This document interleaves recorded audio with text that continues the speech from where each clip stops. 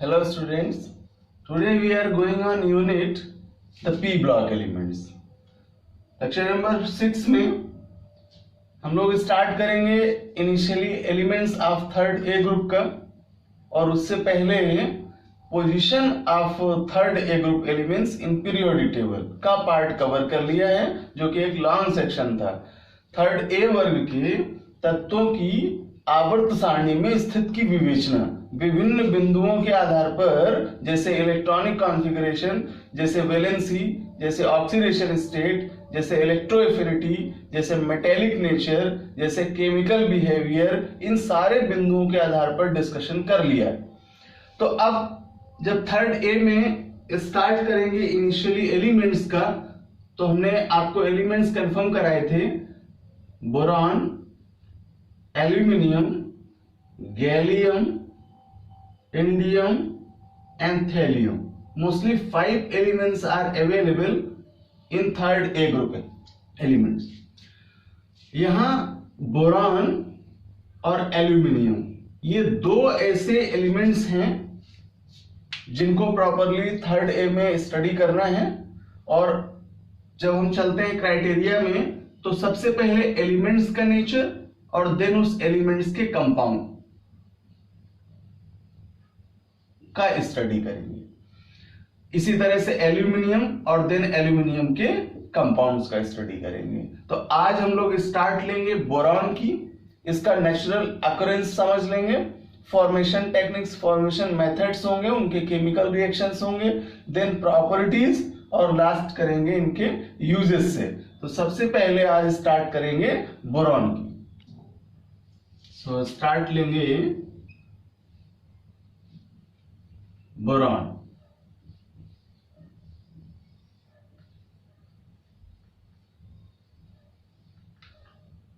Symbolize करते हैं capital B से, कॉन्फ़िगरेशन करेंगे 2 and 3, के और एल कोशों में इलेक्ट्रॉन इंटर करते हैं।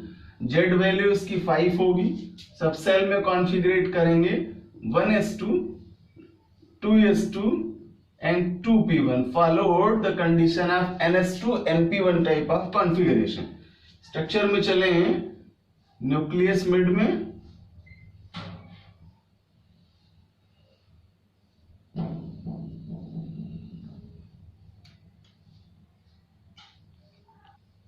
two electrons are present in k orbital and 3 electrons present in L orbital. It is in the atomic structure of boron.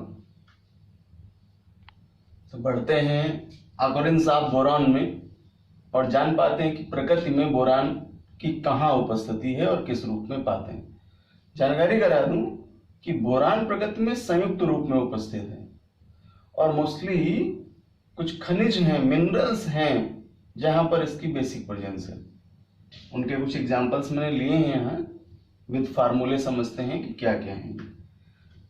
Best minerals है कोलमेनाइट, फार्मूला है Ca2B6O11.5H2। Boric acid, formula H3BO3। Borax, also known as tincal, formula is Na2B4O7 and 10H2। Sodium tetraborate, decahydrate. And last करेंगे boracite से, formula Mg3B8O15.MgCl2। तो ये basic ऐसे minerals हैं जिनमें boron प्रकृति में उपस्थित है। प्रॉपरली एरिया का भी डिस्कशन करें अगर, तो हम जान पाएंगे कि किस एरिया में कौन कौन से मिनरल की प्रेजेंस है।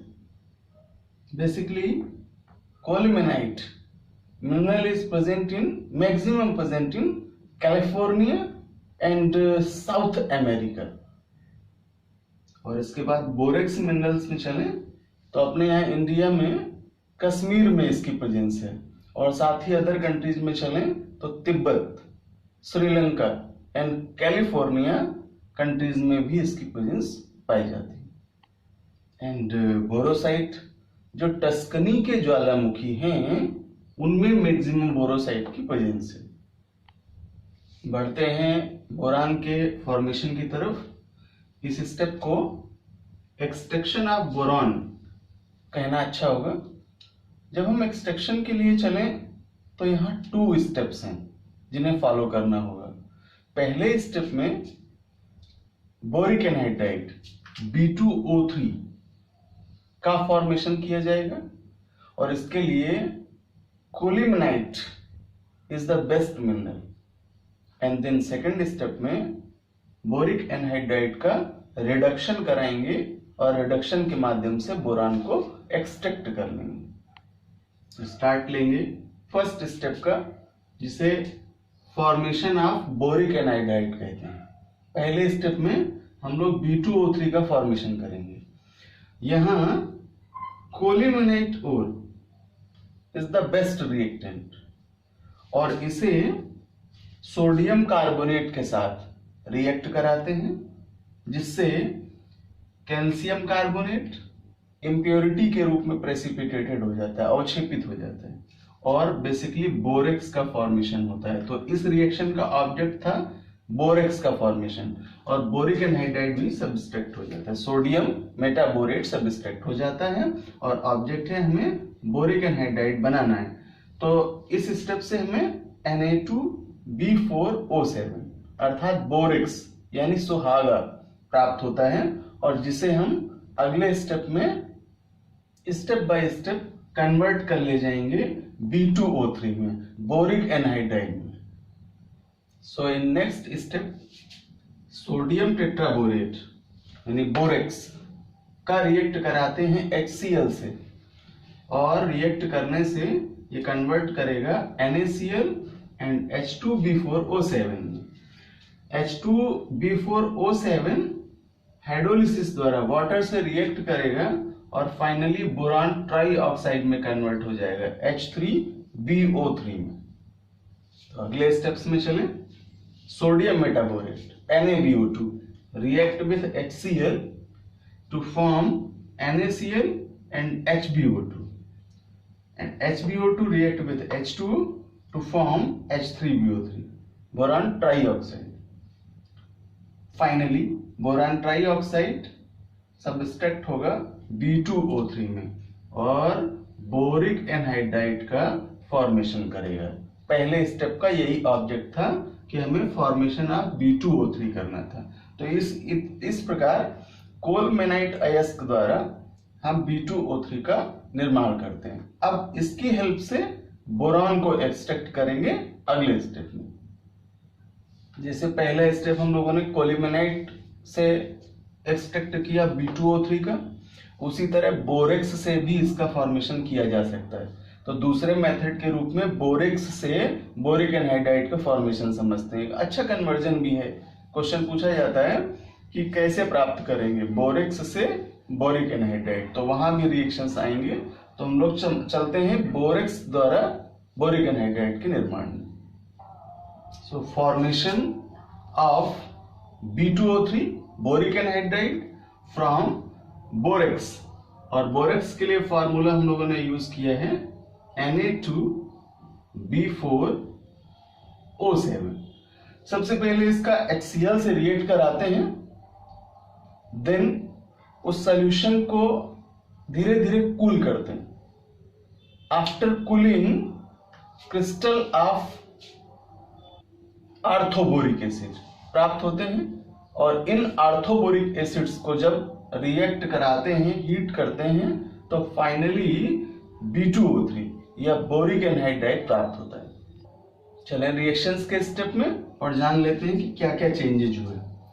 Sodium metaborate tetraborate borax Na2B4O7 react with HCl to form NaCl and H2B4O7 orthoboric acid का फॉर्मेशन होगा सेकेंड स्टेप में।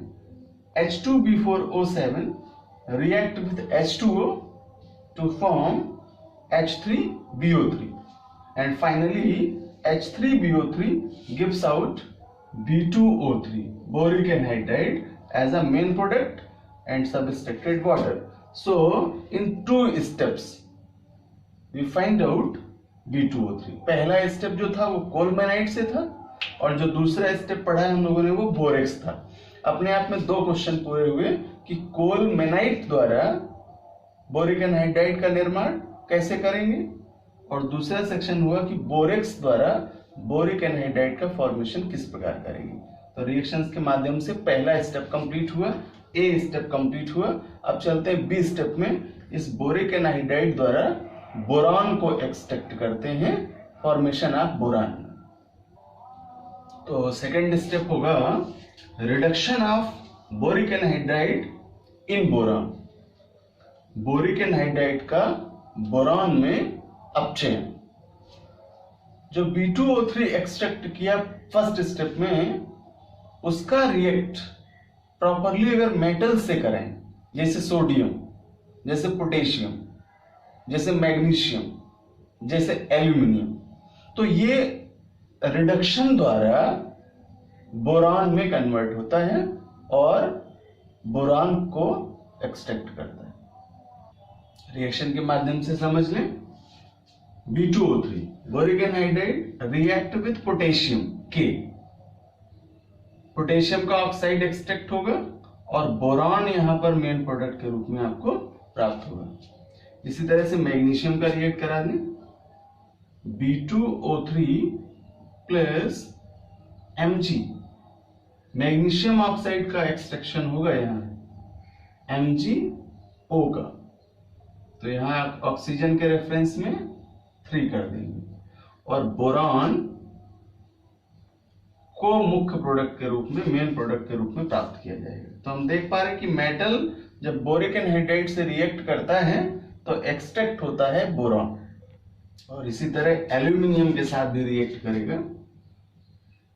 B2O3 plus air gives out Al2O3, aluminium का ऑक्साइड होगा, एल्यूमिना कहते हैं इसे, यहाँ ट्वाइस कर लेंगे, और बोरान सब स्टेप होगा एज अ मेन प्रोडक्ट। तो इस तरह हमने देखा कि बोरिक एनहाइड्राइड का रिडक्शन इन मेटल्स के साथ कराने पर बोरान प्राप्त होता है। फाइनली इलेक्ट्रोलिसिस द्वारा बोरान को प्योर फॉर्म में एक्सट्रैक्ट करते हैं। इलेक्ट्रोलाइट सेल में 1000 डिग्री सेल्सियस टेम्परेचर पर इसे प्योरीफाई करते हैं और after purification boron pure form में प्राप्त हो जाता है। जो मेथड्स हम लोगों ने अभी पढ़े हैं एक्सट्रैक्शन के, उन स्टेप्स से जो बोरान प्राप्त होता है वह अशुद्ध है, इम्प्योर है। तो इम्प्योरिटीज को रिमूव करने के बाद हम प्योर बोरान को प्राप्त कर लेते हैं और इस स्टेप को कहते हैं प्योरिफिकेशन यानी शोधन। इम्प्योर बोरान को इलेक्ट्रोलिसिस द्वारा नियर अबाउट 1000 डिग्री सेल्सियस से 1100 डिग्री सेल्सियस टेम्परेचर पर हीट करते हैं और जिससे जो इम्प्योरिटीज हैं वे वॉलेटाइल हो जाते हैं, वाष्पशील अशुद्धियों के रूप में पृथक हो जाते हैं और देन यहां प्योर बोरान प्राप्त कर लिया जाता है। डिस्कस कर लें कुछ बेसिक प्रॉपर्टीज का जो बोरान के महत्वपूर्ण गुणों को प्रदर्शित करती हैं। So properties of boron. First, natural occurrence में चलें तो it present in combined form in nature. अभी जान पाए हम लोग जब अकरेंस पढ़ रहे थे कि वहां मिनरल्स में संयुक्त रूप में बोरान की उपस्थिति है, और एक्सट्रैक्शन में भी समझ पाए इस बात को कि कोलिमेनाइट से और बोरिक्स से पहले बोरिक एनहाइड्राइड का फॉर्मेशन किया और देन उससे बोरान का एक्सट्रैक्शन किया, तो संयुक्त रूप में इसकी उपस्थिति है। Now second point, non metallic nature. Boron अधात्विक लक्षण प्रदर्शित करने वाला एलिमेंट्स है। Now third points, allotropic nature. जैसे चलेंगे 4th ए में जब स्टडी करेंगे हम लोग तो वहां जान पाएंगे कि सिलिकॉन और कार्बन में भी ये कैपेसिटी है कि वे अपने एलोट्रॉप्स का फॉर्मेशन करते हैं, अपरूप का निर्माण करते हैं, यानी इनमें अपरूपता पाई जाती है। उसी प्रकार यहाँ थर्ड ए ग्रुप में बोरॉन एलोट्रॉपिक नेचर को प्रदर्शित करता है। इसमें बेसिक नेचर सॉल्यूशन से रिएक्ट करने की बेस्ट कैपेसिटी पाई जाती है। It react with sodium hydroxide NaOH to form sodium borate. तो बोरेटों का फॉर्मेशन बोरॉन में करने की क्षमता होती है। Boron react with NaOH to form Na2BO3 and subtracted hydrogen. This product is known as sodium borate. Now last properties. Boron have the capacity for the formation of their hydrides. उसके hydride बनाने की क्षमता को अगर समझ ले तो example best है ये B2H6। Diborane is the best hydride of boron. इसी प्रकार B4H10। तो हम कह सकते हैं कि बोरॉन में हाइड्राइड बनाने की क्षमता पाई जाती है और डाइबोरेन इसका सार्वत्रिक हाइड्राइड है। तो हम लोग प्रॉपर्टीज के बाद लास्ट कर लेते हैं इनके यूजेस से। तो कुछ अच्छे यूज हैं बोरॉन के जिनको समझ लेते हैं। एज अ एंटीऑक्सीडेंट, एंटीऑक्सीडेंट पदार्थ के रूप में इसका प्रयोग करते हैं। For growing of plants, boron की थोड़ी सी मात्रा प्लांट्स को ग्रो करने के लिए as a nutrients most important है। जब हम कह रहे हैं थोड़ी सी मात्रा, न्यूनतम मात्रा, तो उस आधार पर हम इसे क्लासिफाइड करें तो माइक्रो न्यूट्रिएंट्स के रूप में जान पाते हैं। So we says that boron is used as a micro nutrients for the growing of plants. Now third, in the formation of steel. जब हम लोग मेटलर्जी सेक्शन पढ़ रहे होंगे तो वहां जान पाएंगे कि आयरन का एक कैटेगरी है जिसे स्टील कहते हैं according to their purification percentage. तो स्टील के फॉर्मेशन के लिए भी बोरॉन आवश्यक पदार्थ है। और लास्ट करेंगे B4C। कंपाउंड है बोरॉन का ये और नॉन मेटेलिक नेचर रखता है और इसमें कांच को काटने की क्षमता पाई जाती है। So we says that boron is also useful for the cutting of glass as a B4C के रूप में।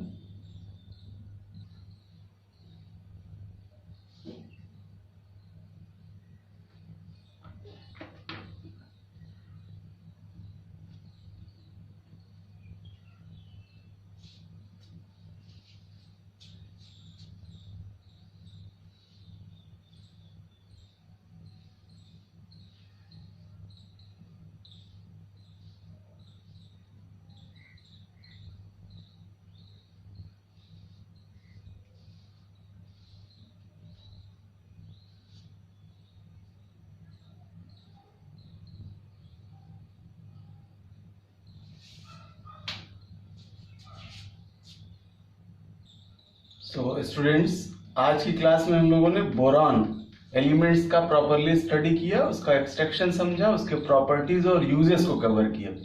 नेक्स्ट क्लास में चलेंगे कंपाउंड्स की ओर और बोरॉन के कंपाउंड का स्टार्ट करेंगे। प्रॉपरली वे कंपाउंड्स लेंगे जो इंडस्ट्रियल वेपर और डेली लाइफ में बहुत ही उपयोगी हैं, उनका फॉर्मेशन, उनके स्ट्रक्चर्स, उनके केमिकल रिएक्शंस, उनके प्रॉपर्टीज और यूजेस को वन बाय वन पढ़ेंगे।